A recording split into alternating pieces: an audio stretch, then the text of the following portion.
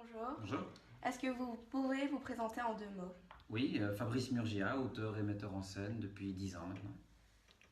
Pouvez-vous dire quelques mots au sujet de votre profession?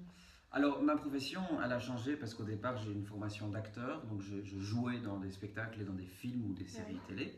Et ensuite, je suis devenu metteur en scène et auteur, donc j'écris des histoires et puis je travaille au plateau avec des comédiens, des techniciens, des concepteurs aussi, c'est-à-dire des gens qui s'occupent des métiers techniques, la lumière, la vidéo. Et voilà, on présente nos histoires à un public et ensuite on tourne ces spectacles. D'accord. Pouvez-vous décrire votre parcours éducatif? Alors, il y a l'éducation et l'éducation. C'est sûr que l'éducation scolaire que j'ai eue, c'est une éducation tout à fait classique, hein, maternelle, primaire, enseignement général en secondaire. Et ensuite, j'ai fait le conservatoire. Et puis, j'ai eu une éducation aussi à la maison, une éducation culturelle. Je suis enfant d'immigrés, donc c'est vrai que la culture était quand même présente, la culture de notre pays était présente. Et ça fait partie aussi de cette éducation-là. Voilà. Après, j'ai fait le conservatoire de Liège. Pouvez-vous ensuite décrire votre parcours professionnel? Oui, mon parcours professionnel, il a commencé déjà quand j'étais en deuxième licence au conservatoire, donc en quatrième année de conservatoire. Et comment dire, j'avais la chance de travailler, ce qui m'arrangeait aussi parce que j'avais un enfant, donc il fallait que je gagne ma vie. Et j'avais la chance de travailler avant de sortir de l'école. Donc certains films dans lesquels j'ai joué ont aussi servi pour m'évaluer de travaux de fin d'études. Ensuite, j'ai travaillé plutôt dans la région de Bruxelles, parce que c'est là où il y a le plus de théâtre.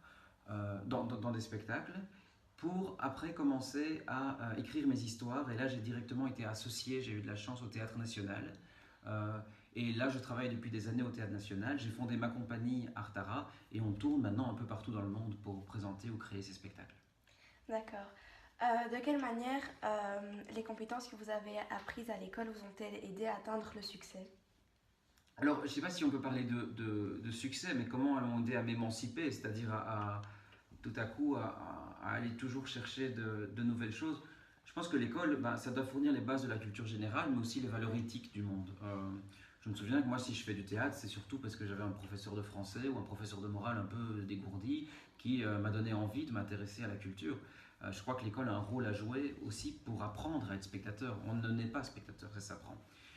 Donc, j'ai eu la chance d'avoir été dans une bonne école, d'avoir aussi des camarades de classe, et donc ça crée vraiment du lien, parce que pour être artiste, il faut être curieux sur le monde. Donc il y a l'école qui apprend des choses, mais je crois que c'est surtout par soi-même, c'est la façon dont on observe le monde qui fait qu'on est artiste, et donc qu'on peut grandir comme artiste. Alors la question du succès, elle est différente, parce que le succès, c'est quoi? Pour moi, c'est quand un public, quand une salle est remplie d'un public. Bien. C'est pas forcément quand on passe à la télé ou quand on est médiatisé. D'accord. Quand avez-vous décidé de devenir metteur en scène? Eh bien, c'était 2 ans après ma sortie de l'école. J'ai commencé ça au Festival de Liège, à écrire ce spectacle. D'abord, c'est surtout parce que je me sentais pas trop à ma place comme acteur. Enfin, quoi qu'à un moment, j'ai continué à faire les deux. Maintenant, j'ai plutôt arrêté de jouer. Parce que je devais jouer dans les histoires des autres. Et j'y étais pas trop à ma place. J'avais envie plutôt d'embarquer des gens dans mon trip, dans mes histoires.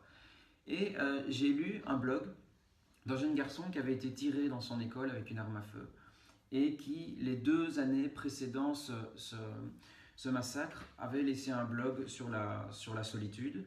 Euh, Comment dire, il y avait beaucoup de choses qui me frappaient là-dedans et je voulais le raconter au théâtre.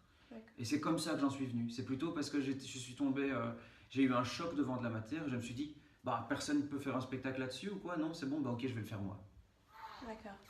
Donc l'école vous a quand même appris beaucoup de choses. Oui, l'école m'a quand même aidé à vouloir apprendre plus. C'est ça qui est important. Voilà. Après, je pense que le rapport au professeur était aussi très important. Ouais. Et aux camarades de classe. D'accord, ça va. Bien, merci beaucoup. Merci. Au revoir. Au revoir.